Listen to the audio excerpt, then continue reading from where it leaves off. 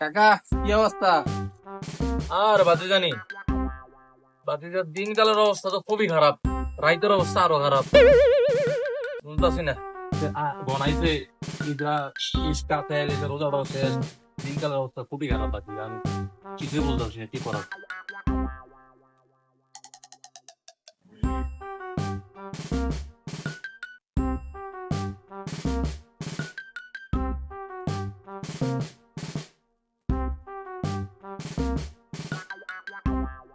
তো কাকা গেলাম পড়ায়া কত।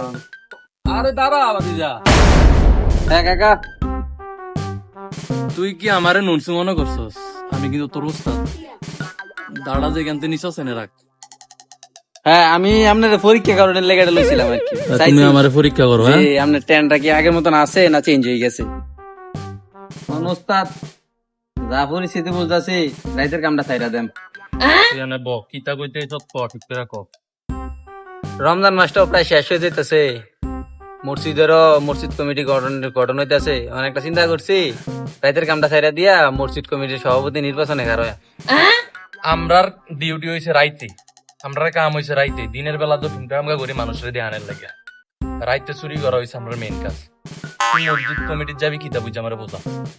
আর কই না কাকা, আটা সুর, গম সুর, তেল সুর, শুধু যারা সুদের ভিতরে টেয়া লাগায় সব দি মসজিদ কমিটির সভাপতি তারে। আমার মতন রাত কে না চুরি করি, দিনে তো চুরি করি না, মানুষ তো আর জানে না। সভাপতি লিখিত হয়েছে এটা তো আর এলাকার লেগে পালা। মসজিদের প্যান্ট ফেনা চুরি টুরি হইতো না, মসজিদের কার্পেট চুরি হইতো না, মসজিদের সবকিছু থাকবো জায়গার ভিতরে। হার হাজার একদম দরকার হইলে এক কাজ করিল, তুই সেক্রেটারি আমি সভাপতি, নাইলে আমি সভাপতি তুই সেক্রেটারি। কি কস? তো কাকা খারাপ কইছেন না, কথাটা তো আমরা একবার যুক্তি দিতেছে। হেতারা যদি হইতারে আমরা তো পাপ্প। তুই যা কথা এটা রইলো, হ্যাঁ হ্যাঁ পাক্কা, ঠিক আছে? পাক্কা ডিল। Okay deal. আমরাやってやろうじゃねえか。 যা তুই বাকি তুই তো কাজে যা। আচ্ছা কাকা। রাতে যে হইব ওই যে মিশন একটা আছে না। হ্যাঁ হ্যাঁ কাকা। ওকে যা।